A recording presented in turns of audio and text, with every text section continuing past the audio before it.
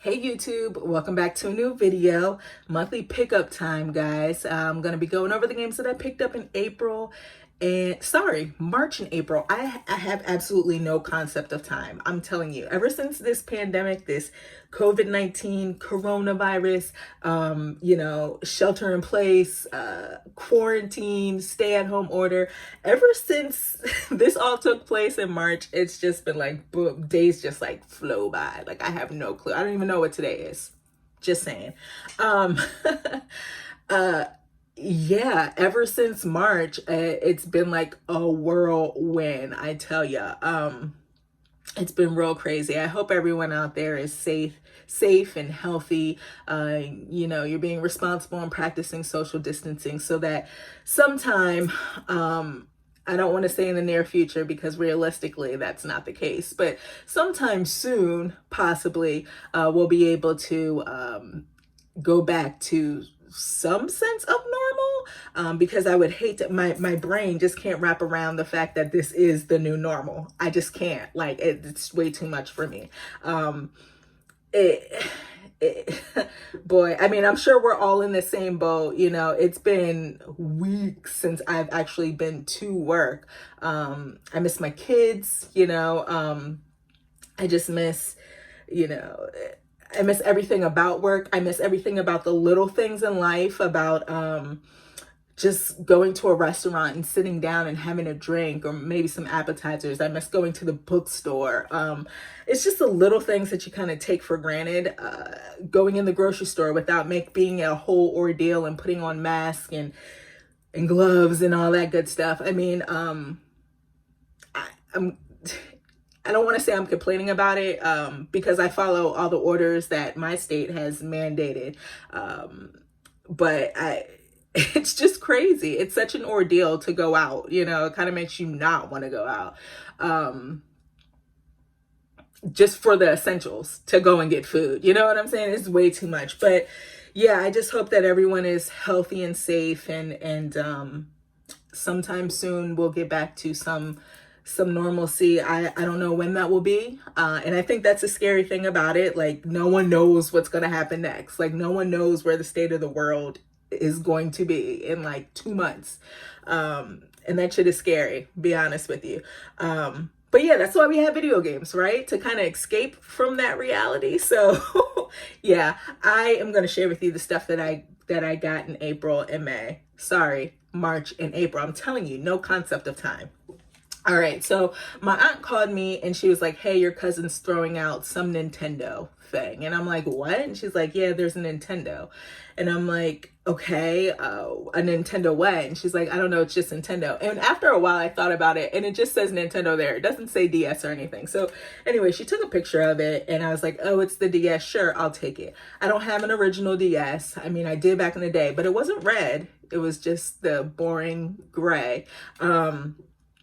Yeah, it's kind of beat up on the outside, but the screens are good inside. Nothing bad there. And then my cousin was also throwing away Cooking Mama, which was in the DS. So I was like, okay, yeah, I'll take that. I'll add it to the collection. Good to have. Can't beat the DS. Such a fantastic handheld. And anytime, someone's throwing one away and it works, I'll take it. Big box stuff. Ori and the Will of the Wisp. You know what? I kind of organized this pickup video with like big box games, like my special editions, and then like the games that I haven't touched yet, and then the games that I have beat. But now that I'm looking at it, it's just like, it's not as organized as I thought it was going to be. So I apologize. Ori and the Will of the Wisp, got it for the Xbox One. Actually, I have Game Pass, right? Which is a fantastic service. I mean, if you have an Xbox, definitely think about getting Game Pass because it's such a great service. This game came out on Game Pass day one, but I loved Ori and the Blind Forest so much. I was like, you know what? Collector's edition is only like, I think this was only $50. I'm going to get it. The collector's edition has a steelbook case, which is beautiful, and I'm a sucker for the steelbooks. The game and art book, piano collections music CD, and the original MP3 download soundtrack, which kind of stinks, but whatever. And it comes in this fancy case. I love it just as much as I love the game. This kind of came out, wow, if I'm not mistaken, this came out in the beginning of the whole pandemic. And I went through this game rather quickly, loved it, touched my heart, got a little emotional for a second when I played it. Just really good stuff. Fantastic game. If you guys are into Metroidvanias and you've never played Ori and the Blind Forest, I definitely recommend you guys play that because it's fantastic. Great atmosphere, great music. Music is phenomenal. Actually, it's not great, it's phenomenal. Will of the Wisp has an amazing soundtrack as well. And what I like about Will of the Wisp is the fact that they kind of, to me, the platforming in Blind Forest was all right, but it felt kind of off.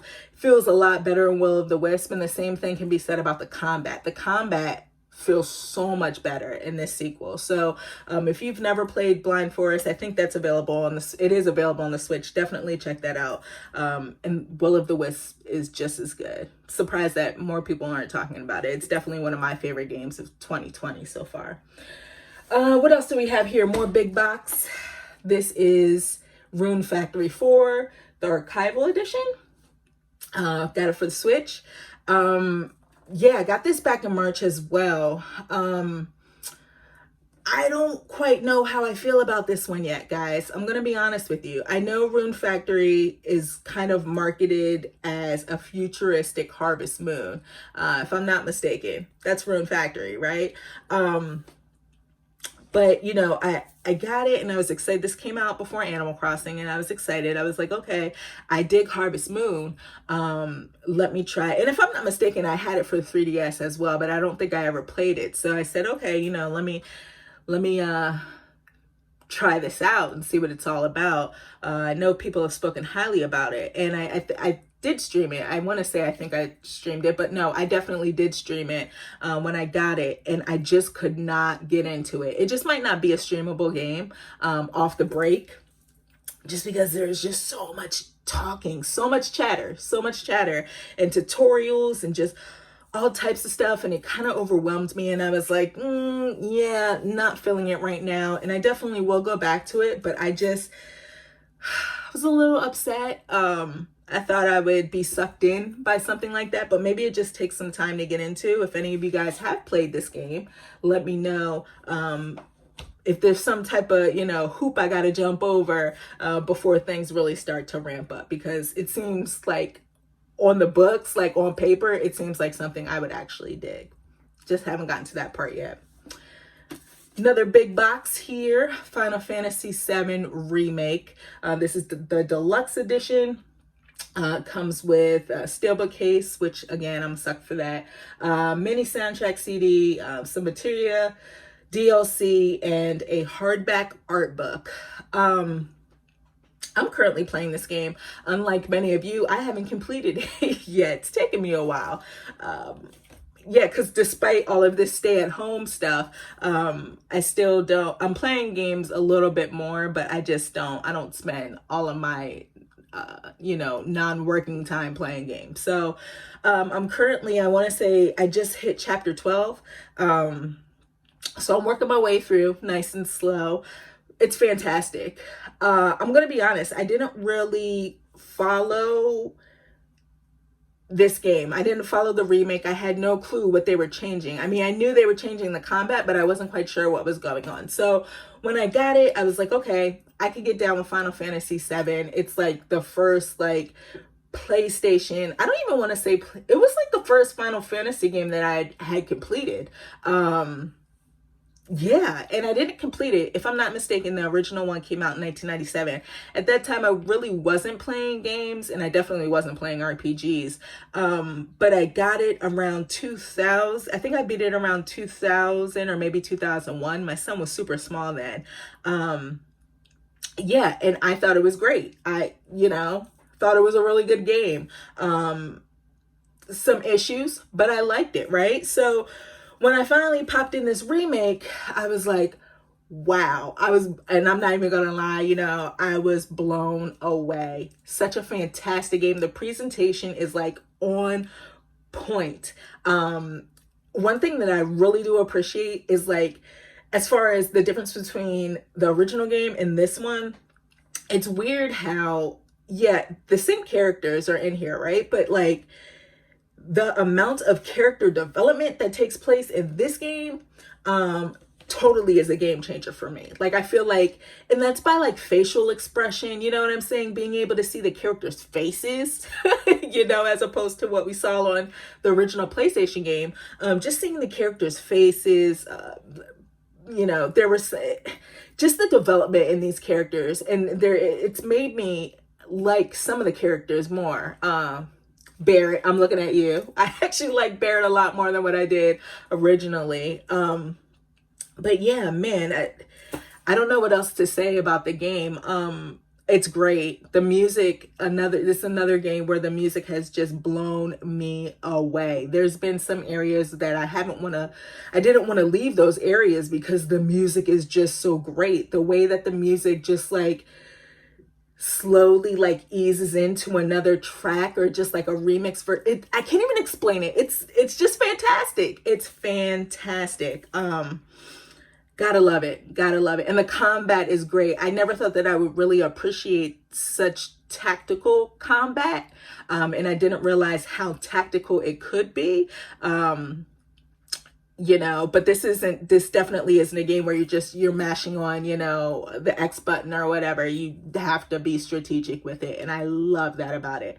One thing I do want to know is, you know, hey, this was $60. Well, not this version, but the game's $60, right? That's only part one. Okay. When is part two? How many parts? First of all, how many parts are there going to be? And how long is it going to be before we get those parts? You know what I'm saying? Like, that's kind of, it's hard to like think about like how long, considering how long it took for part one to come out. Crossing my fingers that that's not the case for the rest of this game. So Final Fantasy VII Remake, A-okay with me. Good stuff. I guess I'll go over some games that I haven't, that are still sealed up. Dreams, got this for $20, mid-March, I think it was. I was on sale at Best Buy for $25, and I had like a $5 reward coupon.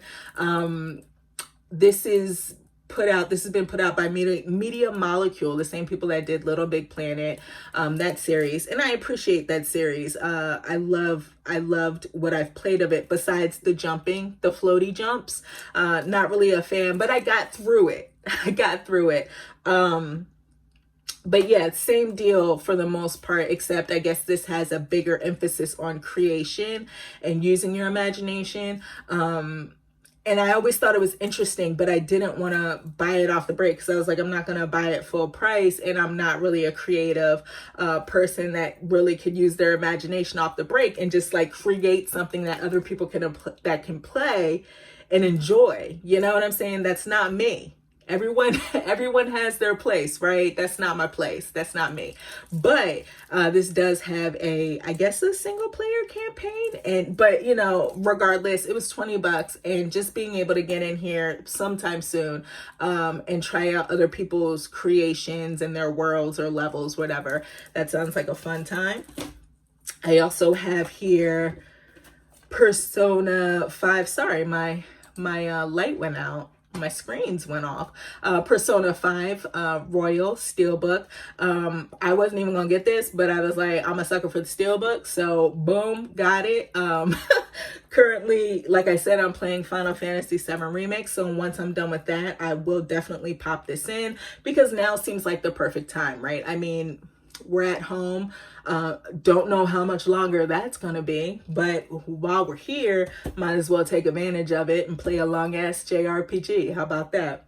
What else do we have here? Indivisible. I got this. This was used. It was like a deal of the day, excuse me, on GameStop.com. and I picked it up for, I think it was $9. And I'm excited to try this one out. Looks like a really beautiful 2D RPG. I don't think I've ever, the combat, it says real-time combat, and what I've seen, it is real time, but the way that it's set up, I don't think I've ever played a game like that. I don't know. Does anyone know what the combat in Indivisible, if there's another game that's similar to that? Because, it just seems really interesting and super fast paced. Another game where you need to be strategic with your moves. But yeah, I figured I might as well pick it up. I mean, definitely wouldn't prefer to play it on the Xbox One, but the fact that it was only $9 makes sense to me. And eventually, sometime down the line, maybe I'll get the Switch version and sell this one. I don't know. We'll see. Resident Evil 3, nice steelbook. Steelbooks have come up a lot in this video. I'm a sucker for them, like I said. Yeah, I played through this one. I don't even remember if I streamed it. I don't remember, but I played it and completed it. And funny thing, I've expressed this before. You know, there's certain games that kind of that have made you become a gamer. You know what I'm saying? Like, I can say like A Link to the Past, like the Zelda series, A Link to the Past specifically. Resident Evil is another one for me that I just hold in high regard. The games mean a lot to me. They bring back a lot of nostalgia, and I appreciate the series. I honestly do. With that being said, when Resident Evil 3 originally came out, I think it was 99, I wasn't the biggest fan of it. And it might have been because of where I was at the time. I was pregnant, just depressed, and really wasn't, I don't know, for some reason, after playing the original Resident Evil and Resident Evil 2, Resident Evil 3 just wasn't my jam. I didn't like it at all. It didn't hold up to me. It wasn't as exciting. It was kind of dull. And that's not without saying that it didn't scare the mess out of me. Like, it honestly did. It's funny because I had a friend come over back then when I had gotten the game. Had a friend come over, and we both played the game, and we were scared. We were so scared. And I remember she came over late at night. It was dark, storming, and I was just like, wow.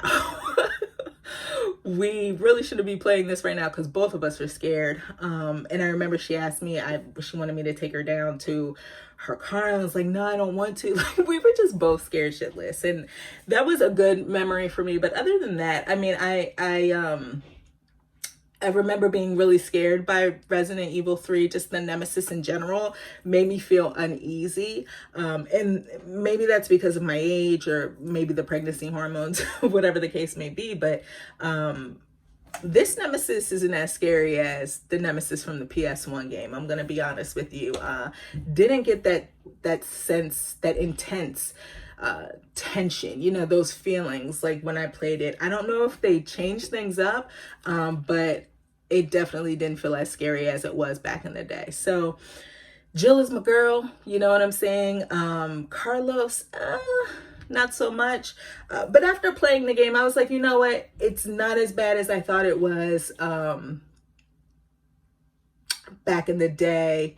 Actually, is this Jill? No, it's Claire. No, it's Jill. See, it's Claire. You see what I'm saying? Like, just, it's crazy. I don't think it's as bad as I thought it was back in the day, but it's still one of my least favorite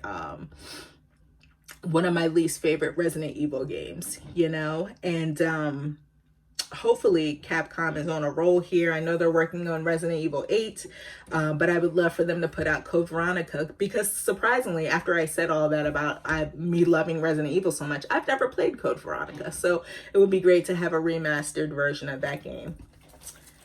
Trials of Mana for the Nintendo Switch, still haven't opened it. I am almost done with Pokemon Sword, and once I'm done with that, boom, putting this in. I don't know if I'm going to stream it, but I'm definitely going to play it. Heard great things about it, and I like Secret of Mana. I mean, who doesn't, you know?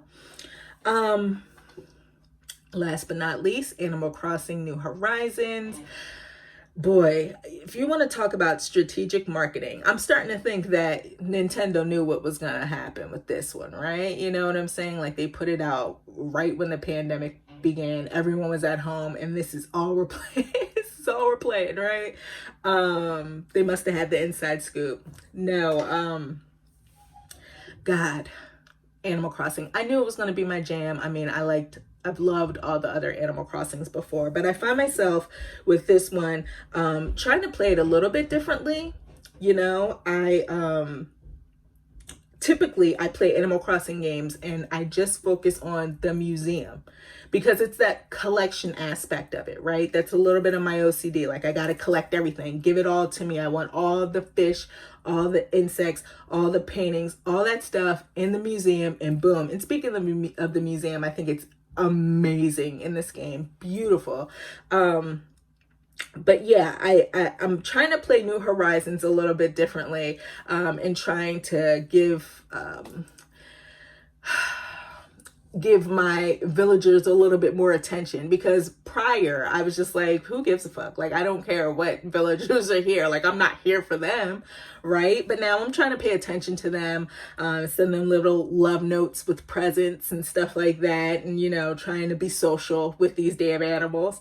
And I'm also trying to pay more attention to my island, right? I'm trying to spruce it up, which, whew, as I said before, when I was talking about dreams, I'm totally not creative, right? At least I don't think I am. And maybe I feel like that because I look online and I see amazing islands, and I'm like, how the fuck did y'all do this shit? Like, for real. How? I want to know. I just can't wrap my brain around it. I'm trying though. I'm trying. You know, so I'm trying to build this ultimate island, you know, where all of my animal friends are happy and they love it. And I get offended when someone says they want to move. But now I've gotten to the point where I'm like, peace, kick rocks, you know what I'm saying? Get gone. If you want to go, bye. So somebody else can come on in that wants to be here. But yeah, you know, I didn't think I would like the whole crafting mechanic. And at first it was kind of irritating because every other, you know, thing you did, the tool was breaking. But I dig it now.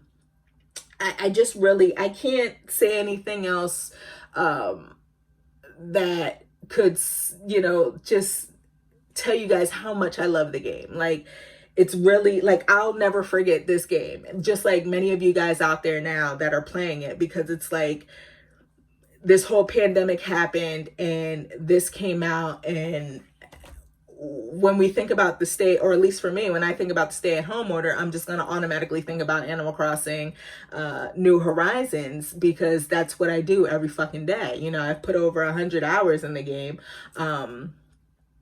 and I'm still going, you know, and I'm really, really enjoying it. And it's a great change of pace with all the bullshit that's going on in the world today. Just to have something so low-key and so simplistic is really, really satisfying. It really makes a difference.